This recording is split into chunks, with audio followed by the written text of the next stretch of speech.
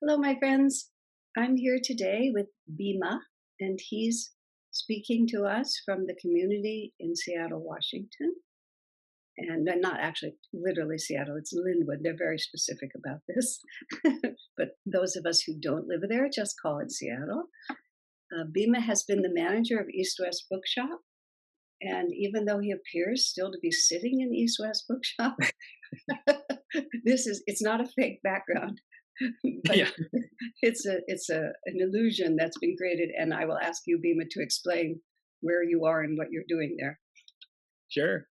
Yeah, well, we closed down East West um, during the shelter in place, Hmm. and this was back in March, and we had to because of that, but also our lease was ending in that location anyway. Hmm. So we were looking for about a year for a new location, and when this happened, we didn't have to look anymore. We just had to had to move out. So uh, we all kind of had the same idea that, well, Hansa is open, and it wasn't being used for the meditations. Hansa's the little temple they have on their community grounds. Uh-huh. Yep. So we put a 5,000 square foot store into a 900 square foot room. Uh-huh. Very good. But you have no customers or staff, Yeah, yeah. so it's not as crowded.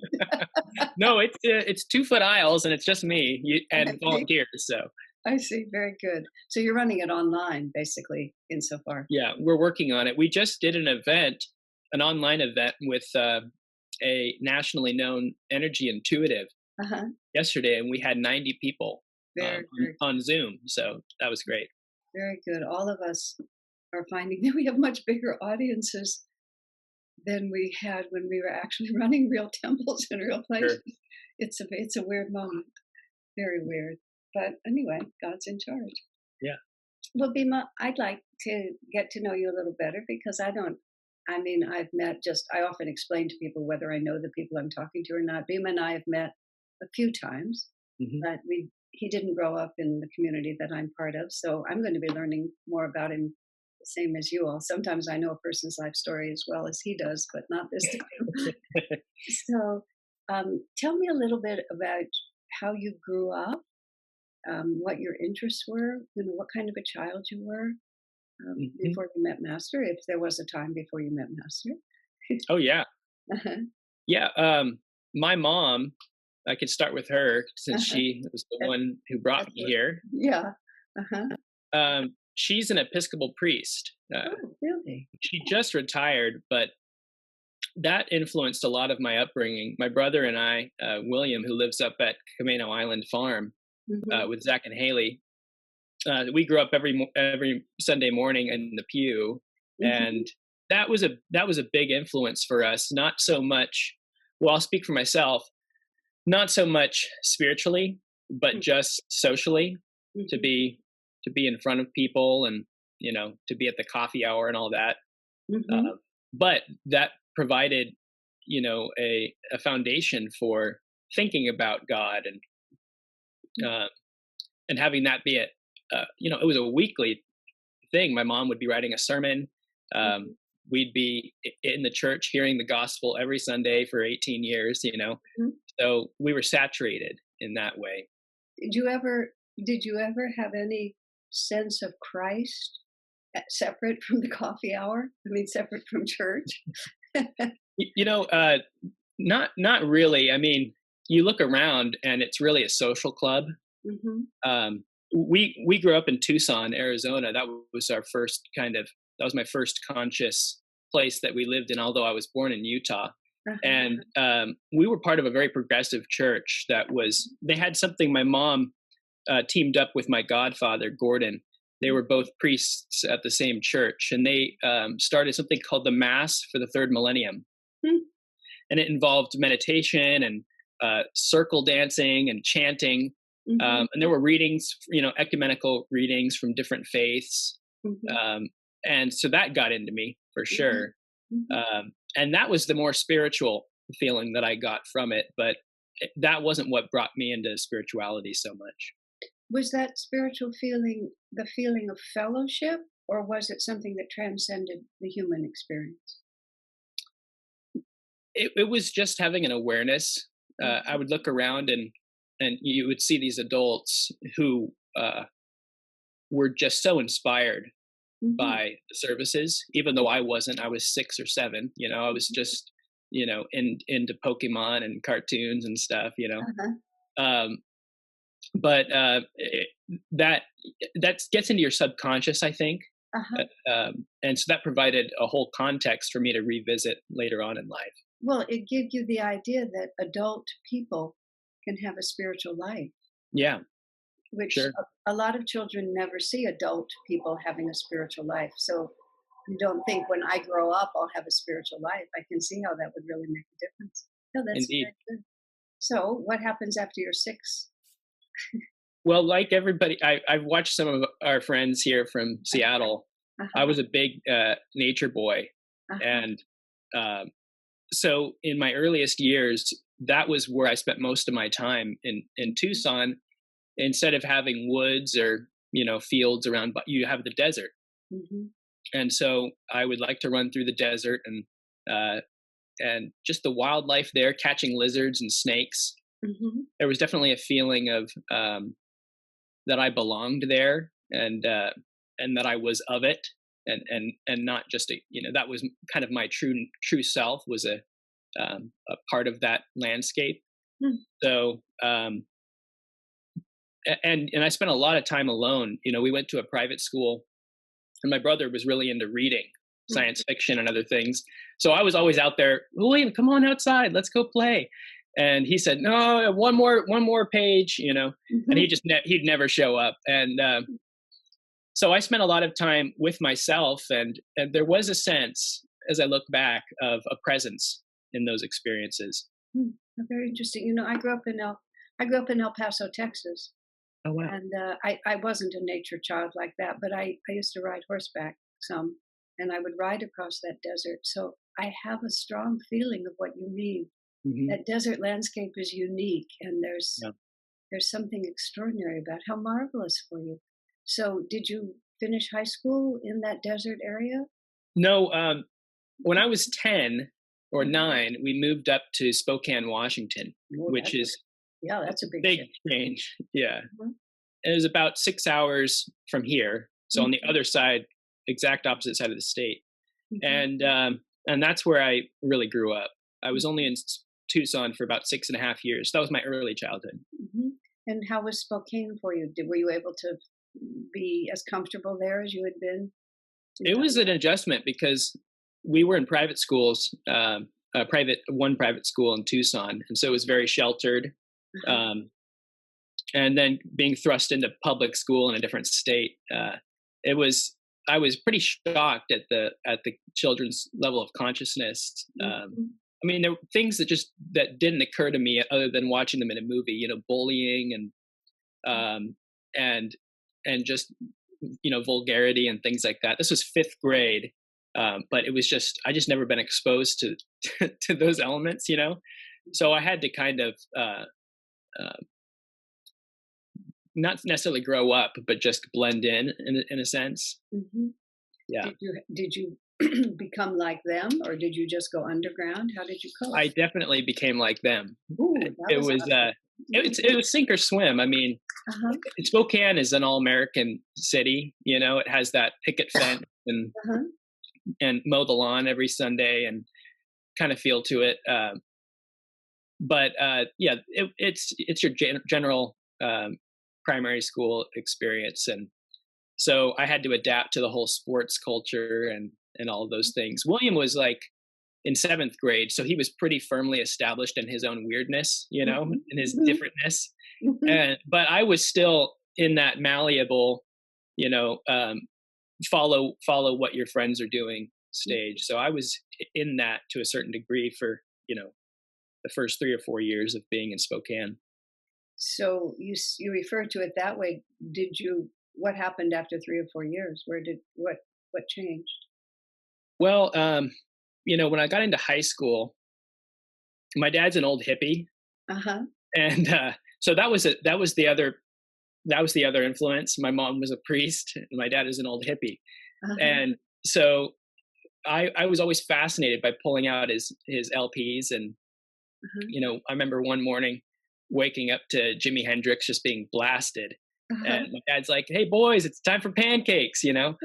And so there was just there was this dormant element of that got awakened really in high school, a love for 60s music and the counterculture, and eventually getting into psychedelics and the whole Grateful Dead vibration.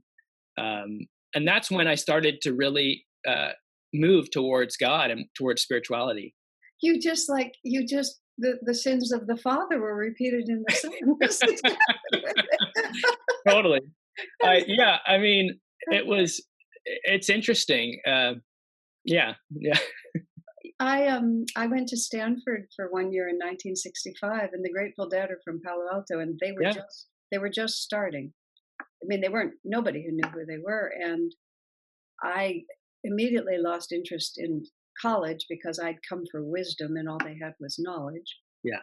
So every Friday, I mean, I believe I did this for months. Somewhere the Grateful Dead was playing in the area, and the word would go out, and it would just be like somebody's house. And I mean, people would look at me and say, "What? You did that?" I mean, to me, it was just like, that's just what I did. I was 18, and we'd Yeah. just go, and I'd go to their party. And so it's marvelous to hear that that's what you did too.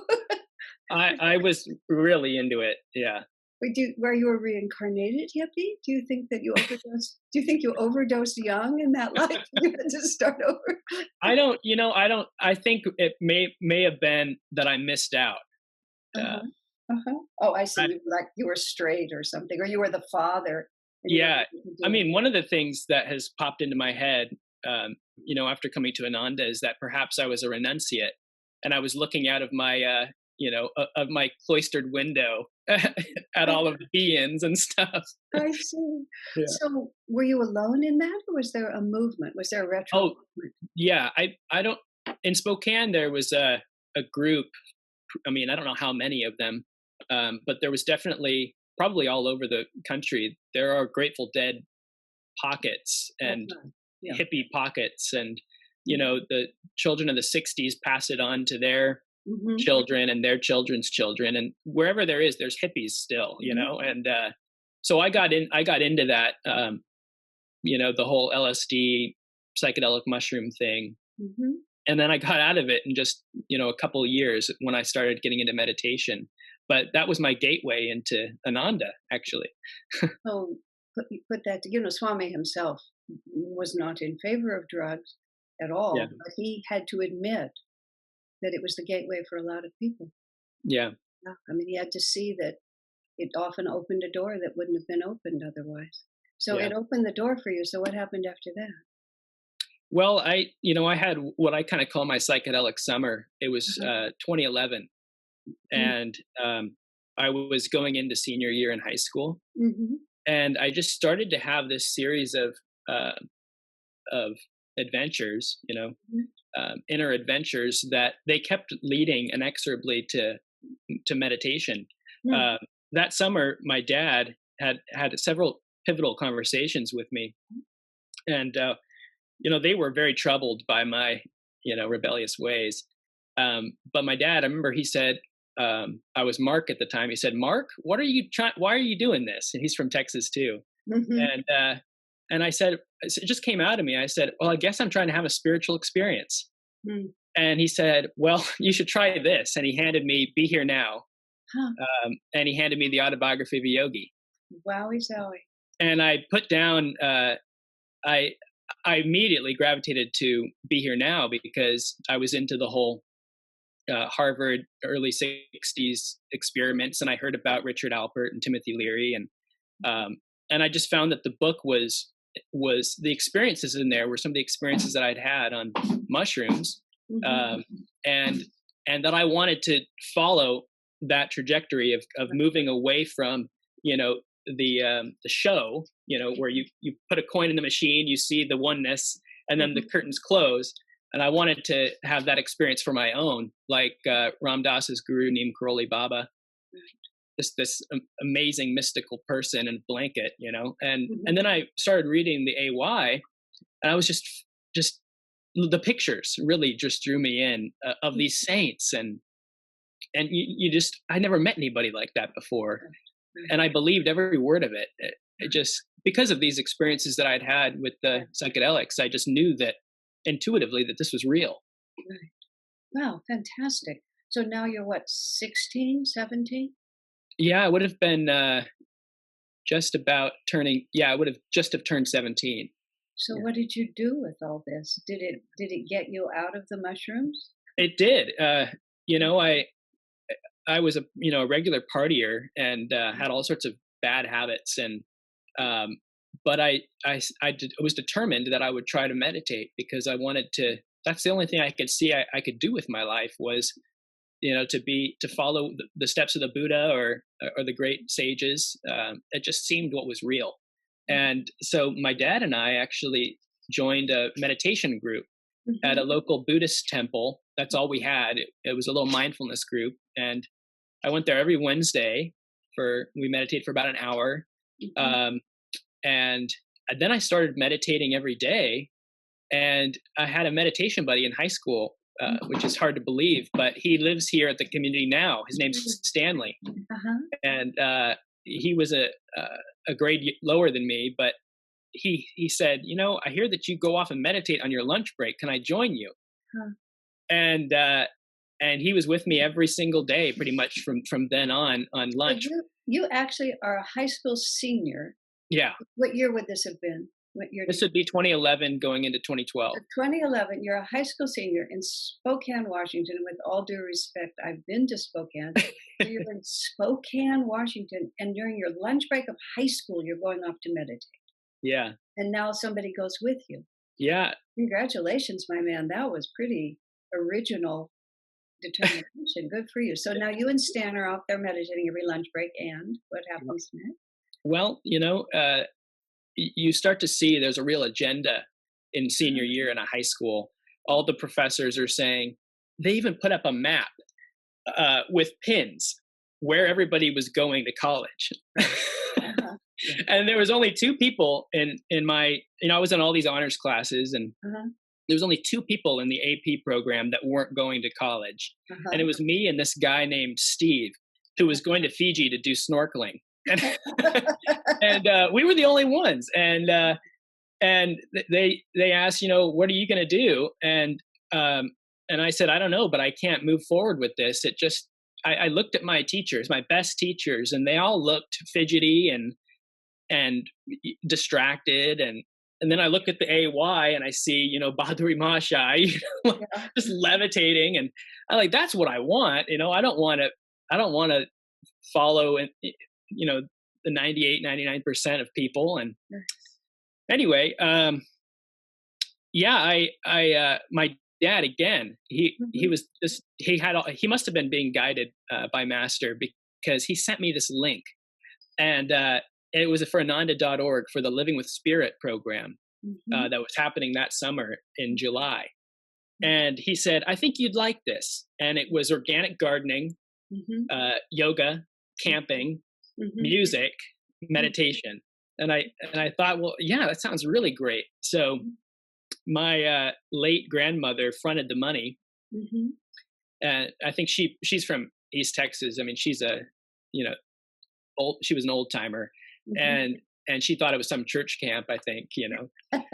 Um, We didn't really tell her. We skipped the details. Okay, so yeah, but at any rate, I went and I said, I'm going to go check out what a community that's based off of this type of lifestyle is like, and I Uh-huh. can and see if I want to make a big commitment towards student loan debt and things like that later. So I signed up for it and told all my friends about it, and they were pretty nonplussed, Uh-huh. at the idea of somebody doing that. But I did it anyway, and so glad I did. Uh-huh. So did you never look back? I mean, I did you never looked back. never looked back? So you did the summer intern program and then came back to Well, I Seattle? was I was really lucky because that's where I met Zach and Haley. That's where I met my wife Bhakti, Mm. and Mhm. and Pian, who was living there. She became my sister-in-law. Oh my goodness. Um, all Yeah. in that program. On the fifth day of being there, I met Swami Kriyananda, Uh-huh. which is the greatest blessing of my life. And Spend a moment on that. How did it feel when you first met him? What was it like for you? Well, you know, I remember everybody in the room anticipating that he was going to come in to the dome there at the Crystal Hermitage, and Mm-hmm. when he came in, it was like, have you ever seen those time lapse pictures of flowers moving with the sun? Yeah. It was like the sunflowers all following him across the room, and everybody just opened up and blossomed. And I was speechless because here was somebody like an AY that I was meeting, somebody that brought everybody's consciousness up, and you could feel it. He was holding it, or it was being held. It wasn't necessarily him, but it was just the new environment was this consciousness that was in the room, Oh, and it was definitely life changing. that was a very accurate description. That was really well put. I Yeah. mean, I've been in that dome countless times when Swami walked into it. That is exactly what happened. Hmm. So from that point, Ananda was what, more your home, or how did it? Well, I'd only been there 5 days, Oh, I and I just see. 5 days, right? and I walked right in off a Greyhound bus. It was 20-hour Greyhound bus from Spokane, and uh, I got picked up, and it was Sunday service. And before I knew it, it was um, um, the purification ceremony, Right. and that was my first experience with an Ananda person. Was the master says, "Open your heart to me, and I will enter." I said, "Okay, here we go." I didn't know anything about Swami Kriyananda, but Mhm. when I met him, um, I had the pleasure of asking him a spiritual question. I don't talk about it that much, but I think I need to, and I think I'm going to write it down. But um, basically, I asked him one of these bogus questions just so that I could have a moment, you Yeah. know, to talk with him. And what he said was, he said, "Don't worry about spiritual progress. Someday you'll just say, 'Gee, I'm not the same person I was anymore.'" And then he looked at me and he said, "But I do hope you stay here. You're an old friend of mine." Oh my gosh. And I almost didn't even hear what he said, but Badri uh, tapped me on the knee and said, he doesn't say that very often, so he really means that. And that there was a smriti that happened, a divine memory of a feeling of knowing that what he said was true. And that, of course, was a miracle. How Mhm. could somebody I'd never met know me? And how could I feel that was a true experience? So that was one of those things that you don't turn back from. Mhm. And then the rest, I was just meditating because I just felt that blessing Mhm. of being shown something that is there that we're not aware of, a higher reality. Mhm. And oh, sorry. No, no. At the end of Swamiji's life, he knew he didn't have any time, and so he was much more. I mean, like, anyway, he was much more willing to just look at you and say that because he knew that he didn't have 5 years to win you to heaven, Yeah, anything like that. So what a great blessing for you, exactly as you felt it. yeah, yeah. And it was almost as if he didn't want to. It felt like it was Divine Mother coming through him because Right. he just moved on to the next question. It was completely impersonal. Hmm. But I feel that there was almost that was my moment for him to make sure that I knew this is where I was supposed to be because he said, "Okay, I'm not as young as I used to be. Let me get up and I'm going to go rest now," or something like that. And Uh-huh. Maria was helping him out of the dome, and then he stopped, in front of me, maybe a couple paces, and again he looked right in my eyes and he said, "Bye bye." Oh my. And that was just so that I knew that it wasn't a dream or something like that. Yeah. And that's why I've stayed all these years Yeah. for sure. Well, that was a humdinger. I'm awfully glad I asked that question. Yeah. Yeah, that is, Swamiji, just because you brought this up, I came to understand that he never thought things through. He didn't need to think things through. He operated beyond the place of thought. So he wouldn't calculate it. Oh, I may never see Of him, course. anything like that. He had absolute trust in what flowed through him. Hmm. So, it just you saw it just exactly. It wasn't actually impersonal in the sense of he knew it was you, but it was just more like this is what needs to be said, and so I'll say it. Right, right. And this is my divine duty to simply share this. this thought because Divine Mother has given it to me. And thank God you took it so well. Good man. So then you have days 6, 7, and 8 in the internship program, and at Yeah. some point it ends. So what did you do when it ended? Did you stay Well, there? Did you? my mom came down. I was still, a minor almost. I didn't have a car or anything, so she came down and picked me up, and we that's from the village, and we drove back to Spokane. Uh-huh. And I spent the next month getting my driver's license and That's so getting just so funny. It's like, yeah, okay, now that I'm a disciple of a great master, with an invitation from Swami Ananda to spend the rest of my life on the path, I'll get a driver's license. Okay. it was an adjustment. I mean, coming down to Sacramento from that. Mm-hmm. Um, Mm-hmm. but I just got my ducks in a row, so to Mm-hmm. speak, and I came back for another 3 months Uh-huh. doing the Karma Yoga program. Uh-huh.